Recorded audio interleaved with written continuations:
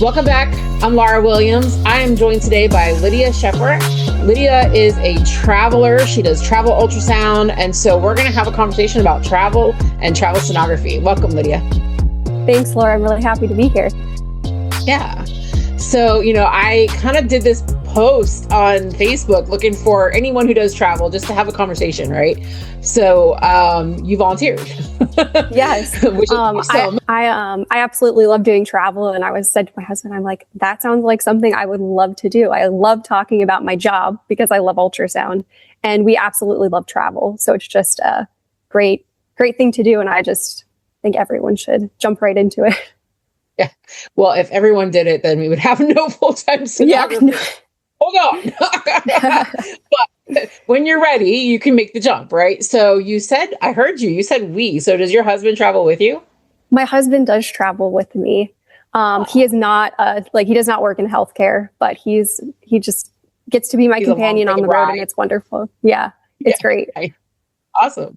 So what was your inspiration to start doing travel ultrasound? So when I first got into healthcare, my friend, Tracy, she was a travel nurse for a really long time. And she talked about island hopping in Hawaii. I was like, that sounds like so much fun. And I'm like, I want to travel. I want to do travel something. And I got into ultrasound, and I learned that I could do travel with ultrasound. And I was like, that is my goal. And I always heard that you needed 2 years of experience to get into travel. That's what they recommend, so that you're well equipped to jump right in when you show up to a hospital. So I was like, I graduated ultrasound school, and I'm like, I'm going to work for 2 years. And I'm going to get as much experience as I can so that I can go right into it. And that's what I did.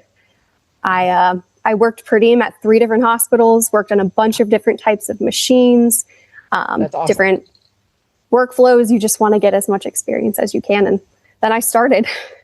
Yeah, that probably helped you, because if you're just full-time and you have the same systems and the same workflow and you don't really know, it could probably be really challenging then to step into having to adapt and really learn on the fly and figure stuff out, because you have to figure it out. That's one, solid core principle, personality trait, I think, of a traveler, is you have to be able to just jump in and figure it out. And if you don't have that strength, it's probably not for you. Yeah, it's definitely very helpful to have that ability to just jump right in. And a lot of facilities want you to just be able to just kind of come right in day one, hit the ground running, because a lot of times they're short staffed and they really need the help. So yeah, they're there to fill that need. Fill that need and that gap for them. They don't have time to train you. They don't have time to spend a week or two holding your hand. Exactly. Yeah. So I can understand where, so one of the things I've done in my career, I own a mobile ultrasound company / staffing company. So I actually started back into that recently as well, but I, for a long time didn't do travel ultrasound. So I wasn't doing like the 13-week long contracts, but I would have contracts to where I would fill in myself, the sonographers that worked for me, we would fill in at local hospitals. So if they needed temporary staffing because, they had a tech out, they would call us, they would book us to, cover vacations, those kinds of things on just a day-to-day basis. So it was kind of the same concept though, because you're going hospital to hospital on a everyday basis, and you're on a different machine one day and a different machine another day. And so it really creates this adaptability in you. And I think that it brings strength to your ultrasound career. So it makes you much stronger when you have that ability to kind of switch up and just jump in and go for it, So where all have you traveled? So my first ever ultrasound assignment. So I'm from Pennsylvania, and our first ever assignment that I took was in Montana. So we drove across the country in the end of December, like right after Christmas, and drove across the country in snow and ice, and we drove to Montana. We hit a bird, like a large bird, like a hawk, with our car, and shattered our windshield on our way across.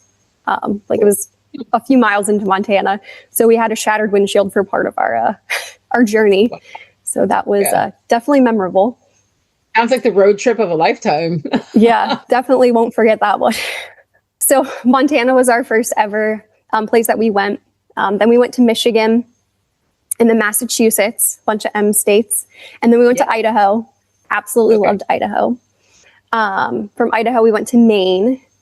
And then from Maine, we went to South Dakota. Are you driving all of these? Like, this was constant on the road in between? On the road. Like 13 contracts, I'm assuming? 13-week contracts. A couple of them, like we stayed a little bit longer, depending on what was available assignment-wise. Usually we try to stay around 13 weeks if we can, just because we want to see as many places as possible. And we like to visit, national parks. And our goal is to get to all 50 states eventually. Not necessarily working, but visiting every 50 states.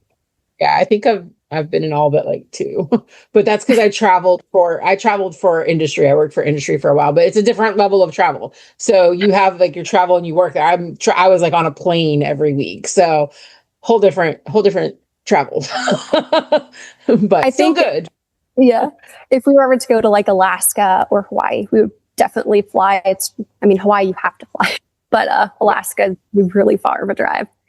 Yeah, for sure. Yeah, my parents had their 50th wedding anniversary last year, and so we all did an Alaskan cruise. It was amazing. Oh, it was wow. wonderful. Yeah.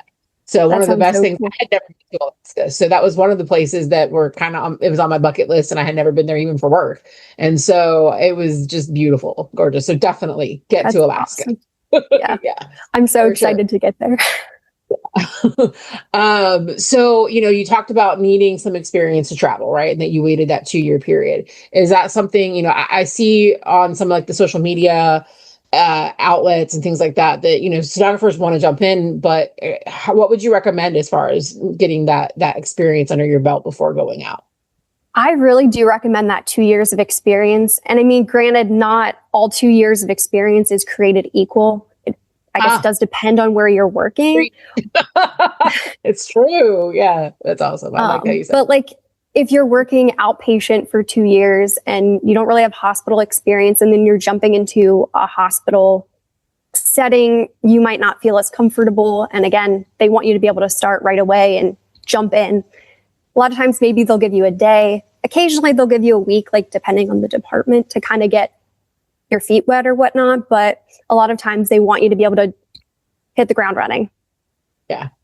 Yeah. And like you said, I love how you said that it's not all created equal, because it's really not. If you're not truly scanning in a hospital setting on a regular basis and you don't have that skill set, that could be very challenging to jump in. Yeah. So I feel like a hospital experience is very, very important, just across the board. And my personal preference is that I think hospital experience should be for everybody. Like I don't think you should ever go into even outpatient or mobile or anything until you have hospital experience, because it just creates a more well-rounded sonographer. You get different pathology, you have procedures, and you just have this better understanding working closely with physicians, sometimes, not always, depending on the hospital. But you know what I mean? It just gives you the better foundation for growing your career later. So, if I ever have a student or someone who's new into ultrasound ask me on that, my recommendation is always get hospital experience first, no matter what.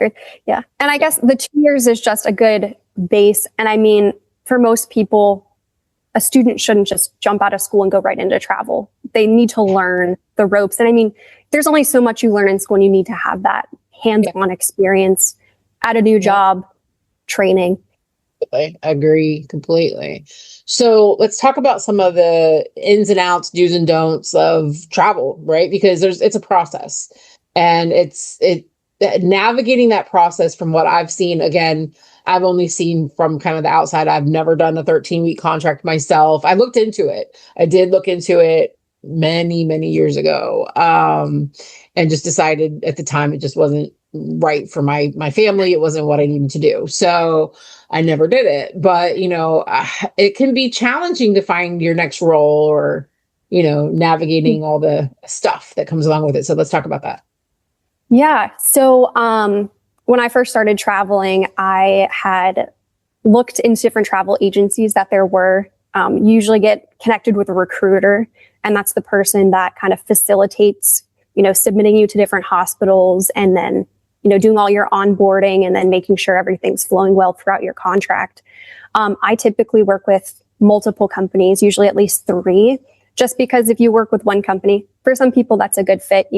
You can get your benefits and then that doesn't lapse as long as you start a contract within a certain amount of time. We want to see new places, experience new things. So by having multiple companies, there's more options for hospitals and contracts that are available. And a lot of times, the websites with the different companies or your recruiters will send you lists with different areas that are available. For example, I went to Rapid City, South Dakota. So there was a listing, it said Rapid City, South Dakota. And then it gives you a general idea of what the shift might be, the hospital, like the hours, so that you kind of know, is that going to be a good fit with just the general information? And then you let your recruiter know that you're interested. They typically send you as much information as they have. Sometimes they don't have a whole lot. But based on what they give you, you can decide, I want to submit. They submit you, and then a lot of times it's just waiting for a phone call. Sometimes it's like a Zoom meeting. Typically it's been phone calls.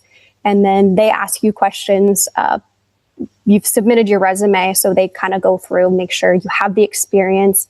And then I ask a lot of questions too, because not only are they interviewing you to see if you're a good fit for the facility, like I want to make sure they're going to be a good fit for me. We're both working with each other. We need to make sure it's going to be a good fit. So I have my own list of questions that I ask and make sure that everything gets answered the way that I wanted to, I guess. Make sure it's going to be a good fit. Yeah. And I guess, if someone's trying to book a travel assignment, what would be a red flag during maybe an interview process that you're like, this just might not work out? And, something that you've maybe walked away from because of that. Not naming any hospital name. Oh, no, I don't remember all the different places I've interviewed for. I know this was when I was like, my first ever phone call I ever had actually was with the facility. I hadn't really known what to expect at the time. And the person called and they're like, oh my word, we're so excited that you're going to be joining us. Like, thank you so much for coming. And I just submitted. I hadn't even gotten to ask any questions. I didn't know why they were like saying, we're so excited you're coming, because I hadn't accepted anything yet. I hadn't even talked to anybody. And they didn't have a type of machine that I was really looking to work on. And they were super, super nice. And I felt really bad. But after getting off of the phone, like I called my recruiter, I was like, they seem to think that I've already accepted. And she's like, they must have been confused or whatnot. And they ended up calling back the facility and they were like, oh, just like have your recruiter click the submit button. But I was so very confused. But backstory from what my recruiter told me was the facility was very short-staffed and they didn't have any full-time staff at all. So I would have been walking into a facility where they did not have any staff at all. And it was my first ever travel assignment. And that wasn't something I was looking to do right off the bat. And it was just a very like chaotic first experience phone call. And again, they were so friendly and I felt so horrible, but that wasn't the situation I was looking for at the time. And it's okay to say no if that's not what you're looking for. You just have to, be professional and you're still being nice, but you can let them know that, that you're not interested, and your recruiter can also do that on their end as well. Yeah. So when you decline an assignment with a recruiter, do you think that affects them presenting more to you, or have you still found that they understand that the reason why you declined it and they still continue to present work for you?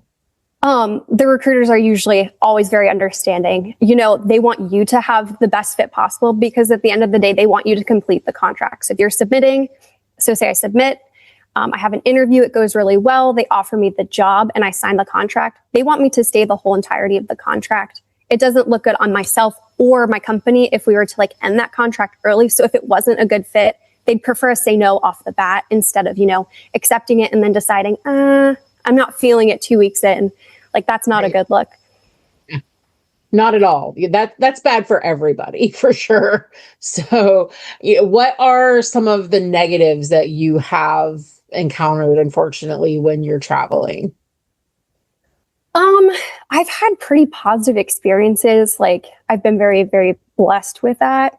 Some sometimes, the work environment, like call, a lot of times can be something that I personally am like, every hospital has their own thing. Like some don't have call policies, or their call policies are very vague, or they might have a call policy, but it's not really upheld. It's like, if the ER doctor says you come in, you're coming in anyway, even though that piece of paper is supposed to have your back, it doesn't.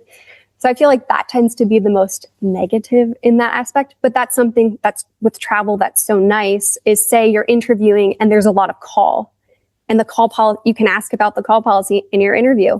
And if it's not fitting what you're looking for, you can negotiate with them on the phone. You're like, look, I'm very interested in everything you have to offer. I'm not sure how I feel about the call. Sometimes they might be willing to work with you on less days, or you could, they might be willing to work with you depending on their situation.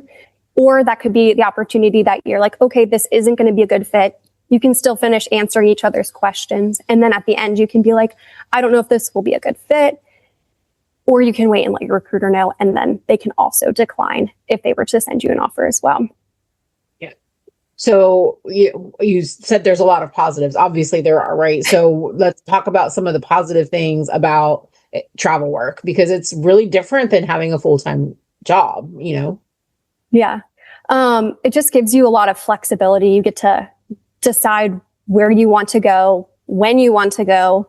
And then if you need time off in a contract, you put that in right away. And if a place isn't going to accept you for that, you go to the next place, and somebody will eventually, take you with what you need, or you can take a month off if you need to. Getting to work in different environments, like say you do show up to a hospital, it's fine. It's not your favorite place, but guess what? It's only 13 weeks. And let me tell you what, 13 weeks goes by so fast. You can do anything for 13 weeks. So it's just, again, even if it's not a good situation, it's a positive because it's going to be done soon. And you learn from it. So even if it's not the greatest thing, greatest situation, greatest environment, you can learn a lot even in those settings. Sorry, I have a dog that's going to be barking. We're going to have to edit this. Oh, no. He's an old guy, so I let him sit next to me. Oh, we don't travel with any pets, just because it makes it a lot harder to, at least from what we found, it would be a lot harder to find housing if you travel with pets. A lot of people travel with pets and it works for them, but it's just something it doesn't work for us. Yeah, I couldn't travel 3 of these. They're massive, Great Danes. So there's no way I could travel ever with them. It makes it very, very, very challenging to go anywhere unless I'm in a plane and someone. So sorry about that. No, we'll edit some of that out. Maybe not all of it. We might do some of that in there. Yeah. Okay, bud. Go lay down. Yes. He's my old guy. All right. Go lay down, Bubba. Go lay down. Okay. Sorry. What were we talking about again before we were so rudely interrupted? The positives of travel. Yes, that. So the positives of travel. So yeah, I mean, I think every experience is a learning situation, even if it's not so great. I think most people in most facilities are so grateful to have you that they are somewhat accommodating. I would think, to a degree anyway, as far as some of the other sonographers, but I do think that there is a high expectation of you being able to come in and handle it, and them not needing to really whatsoever, right? So you're kind of left. You said you were, that your friend was on islands. Well, you're left on an island in a hospital too. You're kind of by yourself out there. As a traveler, coming in somewhere, like especially like if it's a hospital's first time having a traveler, you want to go in there and be able to fill the role they're looking for. Because sometimes if you get someone, fresh out of school who thinks they can travel, you occasionally get companies who they make money off of you. So they'll allow you to, interview. Someone will show up. Actually worked at a hospital. It was not an ultrasound, but it was like in CT, I think. They had a person show up who I think was relatively new graduated, and they could not perform, and they had to cancel their contract a couple of days in, because they're like, you can't do what we need you to do. And that's a really bad look on travelers. And we all want to be able to be accepted at hospitals, and we want to be able to fill that role, but we don't want to ruin it for everybody else. Right. Yeah. And I think that also, compensation for traveling, I think, has gone down a little bit from what I've seen. over the last, probably since COVID. I think COVID, it was pretty good. And maybe the last 2 years, it's gone down just a little bit. And I think that some of that, newer grads are willing to accept probably the lower paid contracts. And so then that hurts the sonographers who've been in the field really busting their ass, you know what I mean, to do these contracts. And I think it affects the overall pay of it. I mean, I don't know what your take is on that, but that's kind of what I've seen in the industry. I don't know. I know there's always like some sort of debate going on, because you do get occasional assignments where you're like, why is that so low for like the area that it's in? But usually there is always a person that will take it, and then that can kind of drive things down. But, depending on the needs of a facility, they will increase it if they're not getting interest or whatnot. And everybody's financial situation is different. And like my husband and I travel because we want to see new places. I mean, we have a budget that we usually set. Like when we find housing, we try and typically stick to whatever their 1 week of pay is, like whatever they quote you. Like we try to stick to our housing to be that for 1 month or under it if we can. That's usually what we do. But for someone else, they might be willing to spend a little more for housing and not be making as much. Like it depends on the area, it depends on everyone's situation. And if it's somewhere really cool, maybe you'll be willing to take a little bit less just so that you can be there for 13 weeks and balances out just for you to have that experience. So it's just everyone's so different. Yeah. And I think you also have to be really good at researching where you're going, right? Because you have to consider, what are your living expenses when you get there? Your cost of living in Massachusetts, close to Boston, is going to be completely different than somewhere in Montana. So, you're having to do a lot of this digging and research and all of that too. And that's something typically like before we submit, or more so recently, we've been just kind of submitting, and then we start looking at housing before we get an interview, and we're like, okay, what's going to be the situation here? Because then from that, we can determine if the interview goes well, what are we going to do moving forward? Because the market does seem to be maybe a little bit more saturated than it was. Like there's more travelers. So it's important to, get submitted, and then to make those decisions maybe a little bit later on after you get the interview, or if you're planning on getting a phone call, because sometimes they will like email you and be like, are you available at this time? Which is really nice when you get that. But sometimes you'll just get a cold call and you have to be ready, have to be ready to go. Ready at all times. Yes. I guess the other questions that I would have are, we talked about pets and that, but, like holidays, like Christmas is coming up, right? So, when you're in a holiday season, you probably get stuck with some of that holiday call, holiday work when you're a traveler. So you kind of get the grunt work of that. And then that can be challenging too, because, you're away from your family. You might not be able to go back home, wherever home is, right, during that time. So that can be a little bit challenging. How do you handle that? So thankfully, our first year when we started traveling, we left after Christmas. So we started before that. And then that first year we traveled in 2023. No, it was 2022. I'm sorry, my timeline gets all messed up. So 2022 was our first full year. I started like the first Monday in January. That December, we actually took a month off. We went to Florida for a few weeks. We went and did the national parks, and we had a week with our friends in the Keys. It was wonderful. And then we spent time with our family. And then I had a contract lined up. We drove across the country again in the winter time to Idaho for my assignment in Idaho. And then we were there for like 5 months or something like that. Nice. So that's worked out for that. And then every other year, it usually lines up like we take a week off, usually in between contracts. It ends up working out. We've always said, if we end up being out west somewhere or whatnot, we wouldn't fly home probably for Christmas. We love our families very much, but if it came down to it, it would be fine to work it. And I think a lot of travelers, I can't again speak for everybody, but in my case, like if I were working somewhere and they needed someone to cover like Christmas, like I'm there to help cover what they need. If that's what they need, then I'm fine with that. Right now, the contract I'm on, I'm working 5/8, but it's outpatient. So they're closed on Christmas, New Year's. They were closed on Thanksgiving. So I get out early the day before the holiday, and then I'm off the holiday. Nice. I don't get paid my hourly, but that was my next question. So that means you're not getting paid. You're getting stipend probably, right? So it covers your expenses.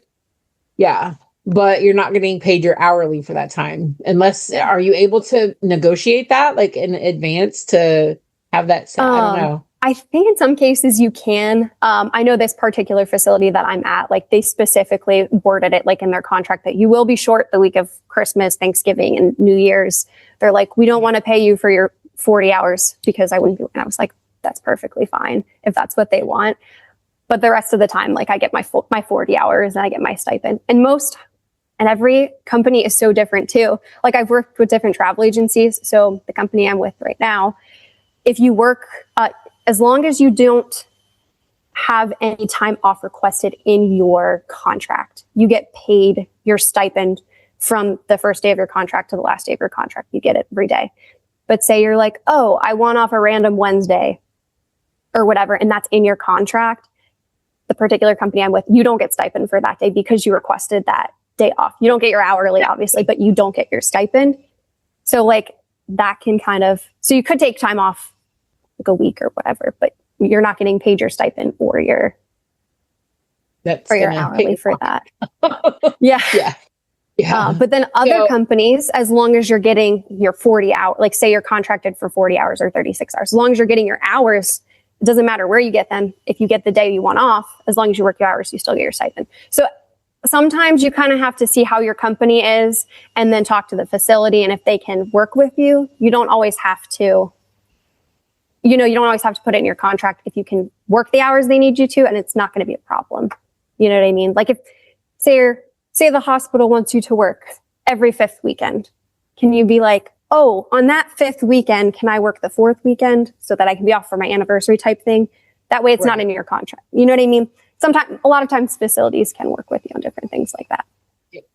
Yeah, I know in the facilities that I've worked with that we've had travelers, we were pretty accommodating to them for the most part, and I think most are like that. I'm sure there's a handful of facilities that aren't, but and I'm sure you've probably encountered some of those, unfortunately. Yeah. Again, I've been super, super blessed by the facilities I've been to. They've all been very wonderful with like what they've needed. And then like if I've needed time off or whatnot, like I usually just can work. Like I work the hours or I'll pick up an extra day to help them out because again, I'm there to help them. I'm usually trying to make sure if I need time off, they're well aware of it in advance and it's something that they're aware of because you don't want to, talk to them in the interview. That's something that's important to mention in an interview is like, oh, I need a week off. That's something they should know because if you show up and then you're like, I need a week off, they're going to be like, you're only here for 13 weeks. Exactly. So it's something that they should be aware of ahead of time. For sure. Agreed. So, how, I guess, if you're telling someone who's just kind of getting into travel on how to navigate some things, I guess, what would your advice be as far as how far in advance you need to book out your assignments, once you're working an assignment, how to fill the gaps. Like if you want to go from one assignment to the next assignment, then when do you start that process of looking? Because how long does that take? So currently I'm on contract. My contract's up February 7th. We'll probably start looking the beginning of January. Wait until after the holidays, just because nothing really happens the week between, like with Christmas and New Year's, like doesn't happen. Especially in the travel world, because all the administration, everything usually is on vacation. But anyway, we usually start looking, 4, 5, 6 weeks out. If you haven't traveled before, get connected with the different companies that you're considering working for. If you know anyone who's a traveler, ask them if they like the recruiter. I would try and go word of mouth a lot of times because there are recruiters out there who are great and there's other ones who are okay. And something that I think is important to know is your recruiter, you can be friendly with them, but at the end of the day, they kind of work for you. Like, you have to advocate for yourself. They're making money off of you. The company is making money off of you. You have to advocate for yourself. They're not your, again, you can be friendly, be really I really love my recruiters, but they're not your best friend forever. It's a business arrangement. They're there to help you and you need to help yourself. And as far as what I would say to my husband, I'm like, everything is negotiable. And if you don't ask, the answer is automatically no. Always no. So always ask. Even if you think it's kind of absurd or you're like, I wonder if ask it. Because you never know, they might say yes, or they might come back with something and you can negotiate. Be like, oh, can we do this to like accommodate this? Or same thing with like pay and all that. Again, everything's negotiable and it doesn't hurt to ask. If you don't ask, again, the answer is already no. Absolutely. That's very wise advice for sure. So, and I think it comes back to the personality type that's necessary for traveling.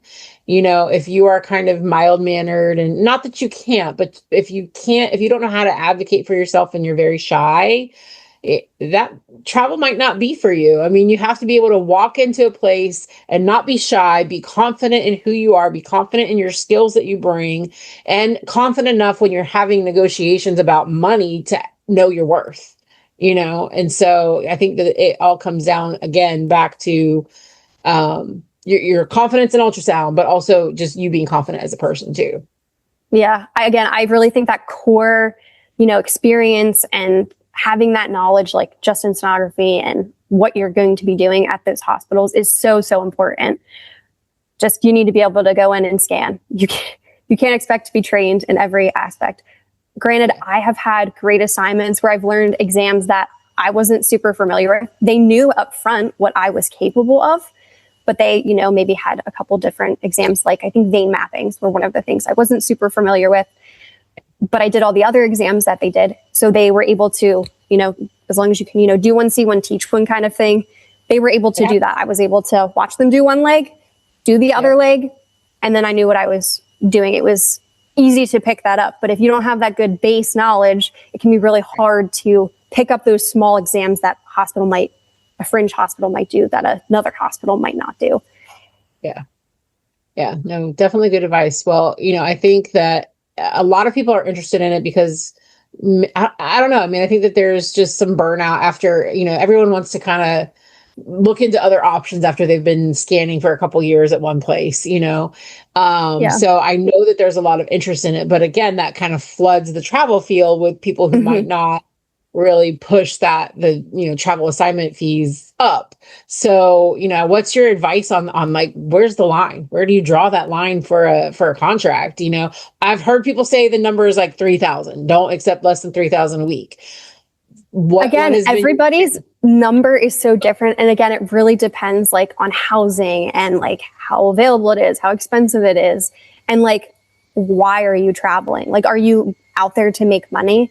Like, if you're there and money is like your top priority, then you're going to have a minimum number like 3,000 or whatever a week to accept. And like for us, again, it's more about experience. So if the rate's a little bit lower, again, it just has to balance out with housing is usually how we go based on that. But I mean, everyone is so different in just what they prefer as far as that. But I know we absolutely love traveling. And so we started traveling in 2022. So my first contract started in January and I traveled 2022, 2023, 2024. And then we thought, oh, you know what? Why don't all of our friends work full time? We're like, why don't we try it out? And so I was working full time. I took a full-time job for about 10 months. I was like, what did I do? Like I traveled, like I did per diem. I always knew I wanted to travel. And then we started traveling. I loved it. But like the situation that I was in, the contract I was in, I was getting burnt out with just the situation that I was in. And we were like, oh, why don't we try this? So we tried it out. And again, I loved the people I work with. It was actually a place I was a traveler at because I really loved the place I worked. I loved the people I was with.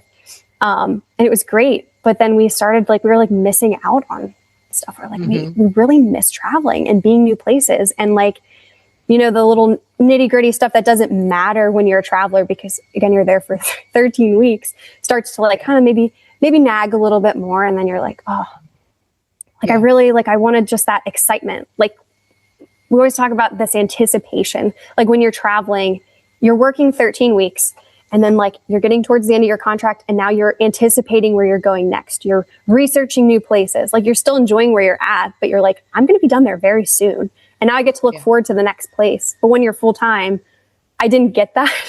And we were like, what are we doing? We don't have to be here. We don't have to again, I love the people I was with. It was not it was just, I like traveling and we love traveling and seeing new places. And I love the new working at new hospitals and those new experiences is just, it's just something I like, it just helps, I don't know, it feeds my energy, I guess. So it's just super great. Like I'm loving being at this place that I'm at. We're in Pennsylvania actually right now on my contract. So we can be near home for Christmas, but we're ready to, get out west and head, somewhere completely new. Like this is new. This hospital is new, but it's like, we're in our home state. It's So it's like, we still are waning a little bit. I'm getting more of that like excitement because I'm at a new hospital, but my husband's like, I'm ready to go out west. Let's get somewhere brand spanking new. Yeah. I've heard of people traveling with like RVs where they set up they travel in the RV to get to their next assignment and then they stay in the RV all the time. Is that something you've ever considered? Oh, Lara, it's so funny. So we had considered over the past couple of years, we're like, we watched, a lot of YouTubers that do travel, not necessarily travel healthcare, but they travel like in an RV. And we're like, that would be really cool to try out. Is that something we want to do? And we always talk about layers. Like you start adding these different things. Like we have our car, but like you add like a trailer to it, or you add like a camper to it. Like you start adding these extra layers of things that now when you're driving across the country, like there's all these extra things now you're worrying about going across the country. Anyway, we ended up buying a travel trailer when we were in Maine, when we were full-time for a while. We're like, we're going to do that. We bought this. We're like, we're going to take it traveling with us. We can stay in it across the country. We used it all summer. We really enjoyed it. It was great. But we learned it wasn't for us. It's not something we would have been living in during a contract. We still would have been renting places, but it wasn't the experience we were looking for. We thought it was something that we wanted to, incorporate in our travels, but I think it's something you have to kind of try out and see if you like it or not. And it was just something that wasn't for us. But a lot of people, like not for long term, right? I'm like, not for long term. And we weren't going to do it long term, but even like short term, we were like, it was a lot more work than what we felt like was worth it. And it added this extra layer of something you're worrying about and doing across the country. And we're like, it's just the layers. We don't like the layers, and that's like less is more. When we travel, less is more. We don't want a million things. We want less. So we ended up actually getting rid of the trailer. We had it for May to now, and we got rid of it. So it was like, it was something we tried. We were happy we tried, and you just sometimes have to cut your losses and, live from your experiences. And we're so happy we experienced it, but a lot of people like it. And sometimes it can be cheaper staying in campgrounds. But then you have this whole other considered though. Sorry. As far as your tax home base, right? Because then you have all these tax considerations. If you don't have a home base, then you have other issues. So let's talk about that. So if you are if you're getting the stipends from your company, the tax-free stipends, you need to have a tax home because you need to be duplicating your expenses. Because the government is paying you a stipend because you're traveling away from your home. And if you're, you don't own a home or you're not renting somewhere or whatnot, like you are just traveling for fun and everything technically should be taxed because you don't have somewhere that is your home base. So typically a lot of travelers, they have a home base that they're, paying like taxes to, or they're paying their electric bill, or they're renting from somebody, or they own their home and, you have your property taxes and things that go along with a home. So you are duplicating your expenses. So that's how you get your stipend, is duplicating. It's helping you pay for your stuff on assignment and then also being able to pay for what's at home because you're not at home. And that's you can't afford in your home. Yeah. It's like this and that's often the extra money that comes for travel is the stipend, right? So you want to be careful that you're not, getting that. Because again, you're duplicating your expenses. So you want to make sure what you're making weekly balances out with what you're paying at home and then what you're paying for your rental on the road. And then are you still making money? So for some people, it might not even be worth it to travel depending on like where they're living. Like California is such a high cost of living. I feel like if you lived there and that was your tax home, I feel like it would be very hard almost not worthwhile to travel. I feel like a lot of travelers tend to move somewhere else to establish their tax home before they travel sometimes. In our instance, I mean, our tax home is here in Pennsylvania, so it's not an issue. And so then that's another thing too, is some companies require you to live a certain distance away from a contract for you to qualify for stipends. Usually they say 50 miles. That's like a general rule, I guess, that they usually use, but it's like a non-commutable distance. So if you're getting the stipend, you shouldn't be staying at your home. The whole point of the stipend is you can't stay at home because you're on the road. So they're giving you that tax-free stipend to stay somewhere else. So technically you shouldn't be in a commutable distance, if that makes sense. So like usually if you're outside like 2 hours, like sure, yeah, you could drive home every day, but does that make reasonable sense? No, that type of thing. Not at all. But some hospitals want people that are outside the area. They don't always want a local traveler just because, you know, they could have a full-time staff that's living nearby. Like a lot of times they would rather that. But some hospitals, like when I was in Maine, there's a lot of local travelers that would just drive from like a town that was not too far away. And then they would just take everything taxed. So you're just being taxed on everything, which for some people it's worth it. Again, it really depends on each person's situation. And you said everything's negotiable. So in those cases, maybe you can offset the loss of the stipend with a higher hourly rate too. So, you know, if they have the contract built in enough to pay that, then they can probably negotiate that out too, I would imagine. Yeah. Everything is negotiable. I personally have never done like a close to home enough we're far enough away that we can't, it's not a commutable distance. But we've never done a place where we're like so close that we can stay at home. So I have personally never really experienced that, but that's just what I have been, you know, told as far as like from recruiters and such and how it works with that. Now, you mentioned that you went from a contract into a full-time position, but there's also times that you can extend your contract, right? So you might, you know, a facility that wants to extend and maybe extend again. How does that work? And, you know, do you get a raise when that happens? You know, does that anything change? So you're there for 13 weeks. Sometimes, you know, you can approach the facility and be like, I'm really happy with being here. I'd love to stay a little bit longer. And then, you know, they work the interim magic, usually let your recruiter know. And if they have a need still, they could offer you to stay however long additional you want. Sometimes, you know, it could be 13 weeks if that's how long you want to stay. Sometimes you could be like, I'm only available for 4 more weeks. I have a wedding. I'm going somewhere else, yada, yada. Usually you can negotiate like how long you want to stay. Again, if you want to stay another full contract, a lot of times your travel company can wiggle around for you to get a little bit of more money hourly because you're staying and you're not doing all that onboarding stuff. When you first accept a contract before you go to a hospital, there's a lot of onboarding stuff. Like you usually have to go get blood work drawn, like a TB test. You have to do a drug screen. A lot of times you have to get a physical. There's a lot of these like behind the scenes stuff that you have to get done usually every time you go to a contract because the new hospital wants you to make sure you're checking all the boxes. But when you're extending, you're not having to do all of that extra stuff. So a lot of times your company can kind of wiggle things around for you to make a little bit more because you're still making them money by staying where you're at. Because you're not ending your contract. There's not a lapse of time. And then you're not going to another company because you're someone like me. I'm not always with the same company. So me extending, that's good for my recruiter. It's good for their company because I'm staying with that hospital. So a lot of times they want to try and like appease you. Yeah. But the hospitals sometimes change their bill rates, which is like the pot of money that they are able to, you know, get your hourly and your stipend, and also where your company takes like their cut from it as well. So like if that goes down, sometimes your rate would potentially go down. And for some people, they won't extend in that case. Yeah. Sometimes they're able to negotiate for it to stay the same. Again, everyone's different in their scenario if they want to, you know, stay for the same rate, if they need to have an increase, or if they won't take a decrease. Again, everyone's situation is a little bit different. And I've seen it happen all of the different ways. I've experienced it a few of the different ways.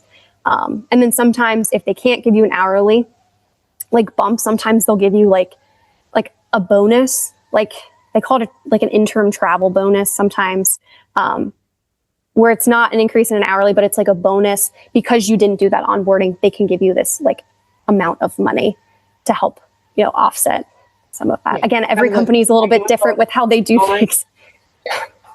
Yeah. And again, just coming back to like the legalities of it and all of that, you can't be in an extension for more than a year because then it's considered your tax zone, right? Yes, exactly. Yeah. And I have personally never been somewhere that long that it's become like an issue. But as far as what I've heard, if you were to stay, you have to stay less than the year, and then you have to go away for as long as you have been there, essentially, or like outside of the general area, like a non-commutable distance to where you were working. So like say you were working in, I don't know, Philadelphia, and you went to like a suburb of Philadelphia to work, like you're still like in the same commutable distance. My understanding is you have to leave that like area for over a year traveling somewhere else. Yeah. Again, I've never personally been somewhere that long. A lot of people find contracts and it's really high paying. They're traveling for pay and they'll stay up to that year if the facility needs it, if the rate is really good. Yeah. Again, our why we travel is to see new places and experience new things. So that's not the most important thing to us. If there's a cool place and it's got a great rate, awesome. Yeah. But if it's not like the highest paying, but it fits our needs for the time, like that's awesome too. Yeah. So when you look for your next contract, what are you looking for? So right now I'm working 5/8, which has been a great experience. I'm working just outpatient, which I've never worked just outpatient before. So it's completely new. It's it's a whole different beast. I really like it. It's very cool. I don't necessarily love having to get up early every single day of the week and just having 2 days a week. I really love working 312s. I think that's just amazing because if you get a decent rate, you're working 3 days a week, and then 4 days a week you can go and explore, and you don't necessarily have to stay in your area. You can go and do things and take longer, trips or whatnot, like nearby. I don't know, like 312s. Yeah, so I think that would be really cool. I worked 312s it was a long time ago. My son was a newborn and I was working 312s at an outpatient center, and I loved that shift. Like it was the best shift ever. I swear my son, like, he changed from the time I left in the morning to when I got home at night in that 12 hours because he was just a little tiny baby. But yeah, I mean, the shift itself, I loved it. I loved the hours. I had 4 days off with my kid. It was great. Awesome. Yeah. And that's my husband himself has also been like, he's like, I really like when you work 312s. You can be home 4 days a week and we can go and do things 4 days a week, like to get out and hike and mountain bike and all that. I mean, right now we have a bunch of snow, so we can't do the mountain biking, but we can hike and stuff. But I haven't seen. So yeah. So what else are you looking for on the next one? 312s. I don't know. I would prefer no call, but I feel like I'm just somebody who's just so open to like negotiating. And if the facility is the location we really want, and like I could make it work with 410s or whatnot. I mean, if a hospital has it listed for 5/8s and it's somewhere you really want to go, and you can always apply and have the interview and be like, look, I see that it's listed for these hours. I really would prefer this. Is there any way that would work? And sometimes if you have the experience and you have the references and you're the person that they're looking for, but you want a slightly different shift, sometimes they'll work with you if you're the person that they think will be the best fit for the facility. So sometimes, again, everything's negotiable. It doesn't hurt to ask. And you can always go in and be like, hey, like I know this might not be what you're looking for, but this is what I'm looking for. Or you could be like, I don't know, Yeah. That's everything's awesome. Just that's good advice. Yeah, for sure. Well, I think that this has been a great conversation about travel because I think there's some kind of mystery about it, right? Like people just don't know how to get in it or don't really know how to get started and what to do. And so I think this answered a lot of questions that are probably burning on people's minds. So thank you for that. People just need to do it. If they're interested in it and they're like, and they're considering, just take that time and just like jump in and do it. If you think too much about it sometimes, then you talk yourself out of it. You just need to try it out. And you could always, a lot of times, if you're feeling burnt out at your job, be like, look, I need a time of leave, take a travel contract, see what's out there. And you might be like, oh my goodness, this is great. Or you might not like it. There's people who try travel and don't like it at all. Or you could find a hospital that's a really good fit for you. That happens all the time. Yeah. And then you go on full time there. Then you go on full time there. And then when you get tired, then you can travel again and find your next spot that you want to work. Yeah. No, that's awesome. I think that, there's so many shortages across the country that hospitals are relying on, especially since COVID, are relying on travelers like never before. I don't know what you've seen, but I've seen that maybe the last year that has decreased slightly just because there's, been some effort at kind of some new education pathways and things like that. But, I think that it's definitely a need that's still there. There's, like you said, so many hospitals that are running off of only travelers, which is scary. But there's always, there's always people, that have babies, and someone's on maternity leave and they don't want to hire a whole new person, full-time person to take their position for just such a short time. So sometimes they'll get a traveler. They'll be like, hey, can you come right before they have the baby? And then you're there for the amount of time that they need someone for leave. And sometimes there's maybe slight overlap and they're a little bit overstaffed for a little while, but you're helping them out. So I mean, people are always going to have children or, surgeries or different reasons that they're having to take off and they just need someone for a short period of time. And that's where we come in. And it's, you get to be in a cool place and a new hospital experience and work with new people. And it's just, it's usually pretty great. Most people are really nice. Yeah.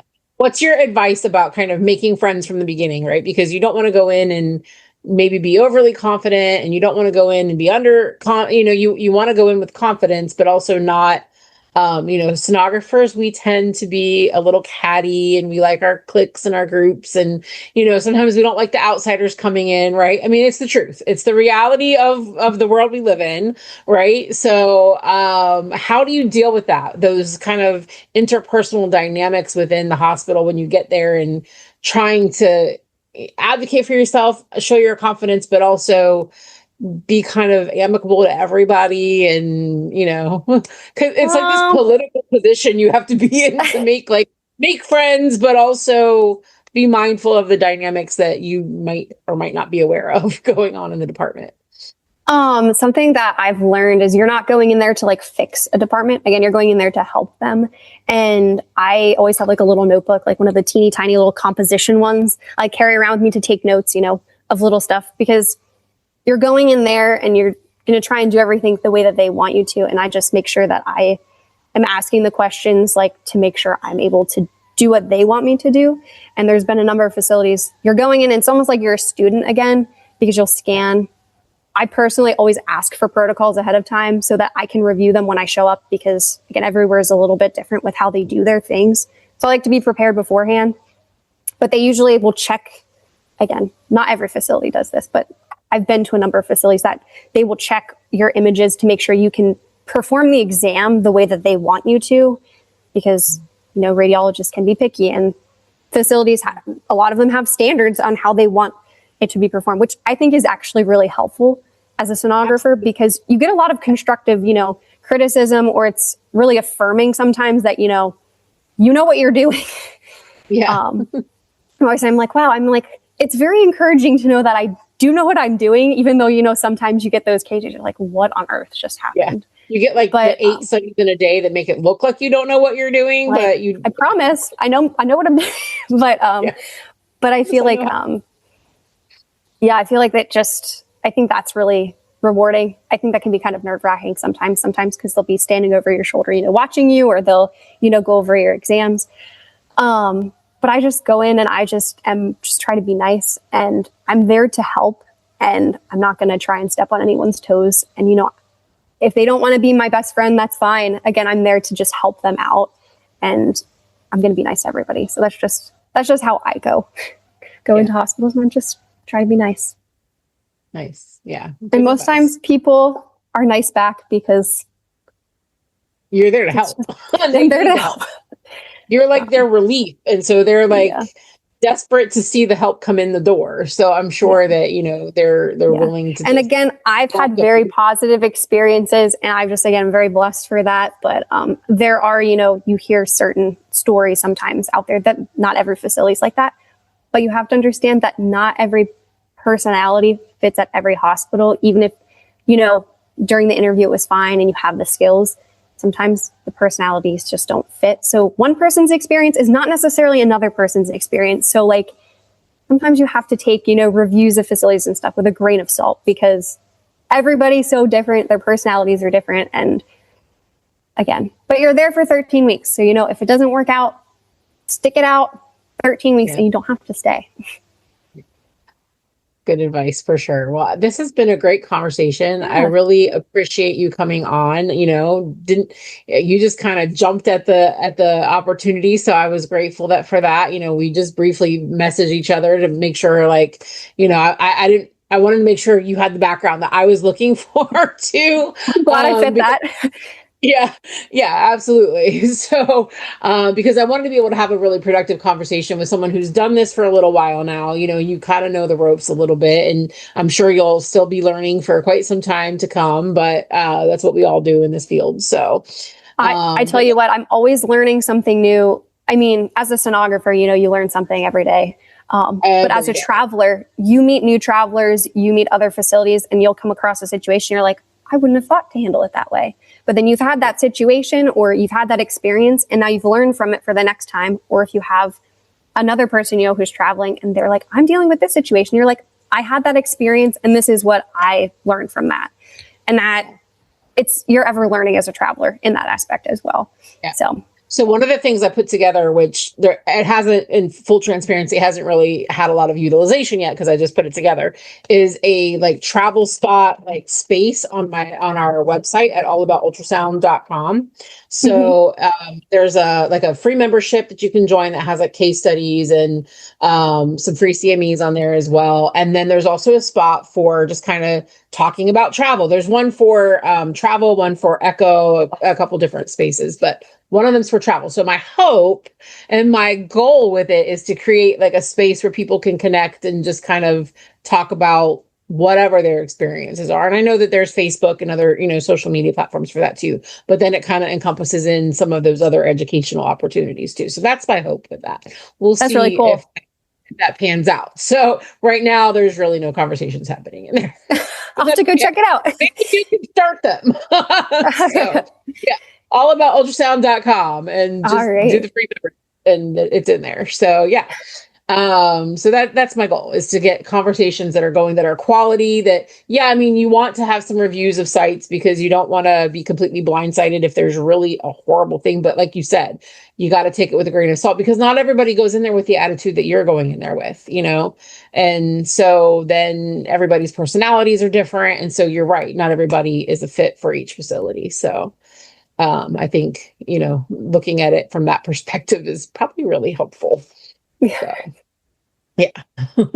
Well, awesome. Well, thank you so much. I appreciate you coming and on to the call.